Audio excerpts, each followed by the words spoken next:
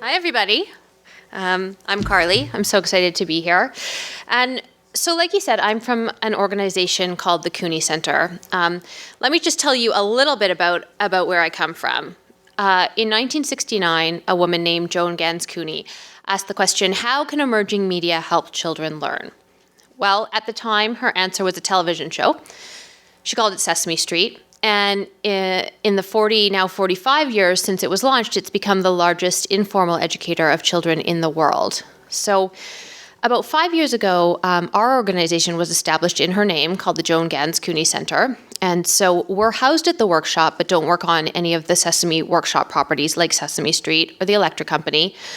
But we still have the mandate of asking the same question, how can emerging media help children learn? And really that question is just as relevant today, if not more relevant, as it was when she originally asked it. So I only have 10 minutes today. I'm going to talk to you just about one little piece of research that I've recently done. And it ties into the topic of new media literacy because it's one of the new forms of media that we're focusing on. And I want to tell you a little bit about why it's so important to us. So about 2 to 3 years ago, we started noticing something that we couldn't ignore, and we noticed it on the subways, we noticed it at grocery stores, and what we noticed was kids playing with their parents' mobile devices. And so we're sort of like, well, is there something going on here with these iPhones and kids? And the general consensus was this: is anyone really going to let a child play with such an expensive device? And there was a huge amount of skepticism around what now seems like a crazy question because the kids market is such an important part of the app space and of kids' iPads and iPhones and other platforms as well. And so to kind of answer that question, what we did, I guess 2.5 years ago now, is we looked at the top selling paid apps in the education section of iTunes, just to see if any of them were targeting kids. And so what we found was really surprising. So a couple years ago, we found that almost half of the paid apps in the education section of iTunes targeted kids. And again, this was really surprising to us because people were pretty skeptical about the idea of kids using these parents' devices. And sort of from the perspective of a media producer, it's kind of an interesting thing because parents' tools have always been amongst kids' favorite toys. So if you look at something like a toy phone or a toy lawnmower, kids have always wanted to play with what their parents have, and there's been that sort of aspirational idea. But for the first time, kids and parents were really playing with the same device. A parent's tool was a child's toy. And, we think that brings great opportunities for educating children and for, you talked a little bit about joint media engagement on the last panel. It's something that's really important to us at the Cooney Center. So we were really excited about this idea and wanted to explore it more. So like I said, we were surprised a couple years ago when we found that such a large percentage of the apps in the store targeted children. And so we've kind of continued a line of work called iLearn. And what we do is we just continually monitor the education section of the App Store to see how it's evolving and see what's available for kids. And so let me tell you a little bit about the children's app market. You'll see two bars here. The first is 2009, so this is our first time looking at the app market. And you can see that a significant percentage of the apps did target children of different ages, and obviously toddler preschooler was the most prominent age group then. If you look at what's going on in 2011 here in the lighter blue bar, what you can see is that the percentage of apps that target children has grown in every single age category, accompanied by a decrease in the percentage of apps that target adult. Now, this is all within the education section. So what this really tells me is that this is a very important new medium for providing content to kids, and it's a very important new medium for providing educational content for kids. What we couldn't do as part of this was look at whether these apps are actually educational or just saying that they're educational. And so this is a really big issue in terms of there is some resources, but there needs to be more. We talked a little bit about curation and ways to help parents and kids and teachers figure out what's really helping kids learn and what's just saying it does. But what we do know for sure from this research is that there's a market for educational apps for kids. So this next slide here and from now on, I'm only going to talk about our 2011 data, so our data that was gathered and analyzed this past fall. So we looked at all the different age groups that the apps targeted, and what we saw was an interesting thing. Here, the blue bar is our overall sample, And the green bar is just the top 25 selling apps, so the absolute best sellers. And what you can see here, where I've got this arrow, is the elementary age group.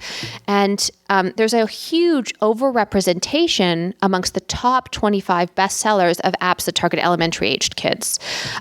So what that says is that's a really exciting area. Either there's a lot of great content for elementary kids, or, and what I think is more likely from my understanding is elementary kids are really looking, and kids and parents and teachers are really looking to these devices to provide great content. And so if you look at some of the most wonderful educational apps that are out there, you'll see that a lot of them really do target elementary aged kids, which is very exciting, because if you look across more traditional platforms such as television, there's often been a dearth of high quality educational content for that elementary middle school age group. So this is a really exciting thing to consider for those of you who either teach elementary or middle school aged kids, or who are developing content for kids in that age group. I think sometimes people tend to stay away from education, and this is showing that things are selling that are educational for kids in the App Store in the educational section, which is really kind of exciting. So we also looked at price, just to see what's going on with price and apps. And I'm happy to talk to any of you after. I have a lot of opinions on different business models for kids. And I actually think a lot of models, including in-app purchases, have gotten a really bad rap. I talked a little bit about that yesterday. But so what we saw, we've got 2009 and 2011. And so you've got the average price of a child's app and the average price of an adult's app. And you can see that both the prices of children and adults' apps has risen since 2009. The price of a child's app has risen by over $1, which when you think about, the price point, that's over 100% increase. So I think what we have to realize is that there's really high quality content that is being delivered through these devices, and you do have to pay for it sometimes. And so if we want, high quality experiences for kids, I think we need to start to wrap our heads around business models and accept that for 99 cents and then you just get everything forever. That's might not be a business model that will always work, and allow the developers to create really wonderful educational experiences for kids. So just drilling in a little bit on this price point, most kids' apps are 99 cents or $1.99 in the education section. What's interesting about the 99 cent and $1.99 price points is that in 2009, almost 90% of the apps were 99 cents. So you see that accounts for that $1 increase in price. And so, again, I think people are rethinking business models, and instead of looking at just top paid next time, we'll probably look at top free and top grossing and see what's going on there. One interesting thing, there was a 1999 app that made into our sample of top selling apps. That was an app for kids with special needs, an app for kids with print disabilities. And so people have talked a lot about the super app, or apps with special niche markets, and, kids who might be able to benefit from these new mediums in unique ways. And so I think that's quite telling that there's a $19.99 app in there. The issue of branding isn't important for us. And I think, we're here at TIFF.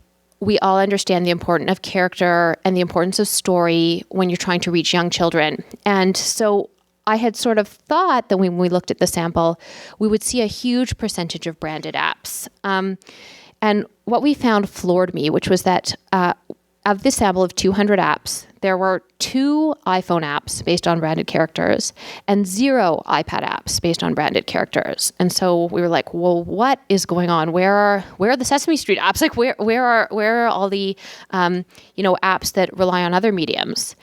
And so we did a quick glance at the games section of the App Store, and we found that that's where the brands are living right now. And it's something. So as a follow up to this, we're going to do, I'm actually just finishing off, we're going to hopefully publish it over the next 2 weeks or so, an analogous analysis of the game section. So to see what's going on in the game section. And I think we need to really figure out as a community, as an industry, how to marry the brands and characters that kids love with the amazing educational content that I think are really true learning and play experiences for kids. And there's still a lot that needs to be done there. We talk sometimes about market fragmentation, and I think that this really shows what that point very well. In our sample of 200 apps, 109 different publishers were represented. 7 publishers had 5 or more apps, and 89 publishers were not represented in the 2009 sample. So if any of you work in television or film, this is so drastically different. And this makes it so hard for parents and kids and educators who are looking. You can't just say, oh, I know who, I know that that network or that producer. There's independents popping up all the time. And so there's a lot of need for, help for parents and kids to figure out what the good apps and what the high quality apps and what the effective apps in terms of education are. And then my last slide here is presenting a 40-page paper in 10 minutes, so I'm plugging through. We tagged the apps for whether they talked about being used in school or not. And what we found was that 14% of the apps mentioned school usage. And so when I found that at first, I thought, only 14% of the apps mentioned school usage. And then I thought, oh, okay, 14% of the apps mention school usage. That's pretty good. So I don't really know what to say about this other than I think that we're going to see huge shifts over the next little while about the embracing of mobile devices and apps in schools. And I think they're great gaps for bridging the divide that exists between school and home and after school. And in terms of new media literacies, I think they're a very powerful tool. And that's my 10 minutes. So thank you.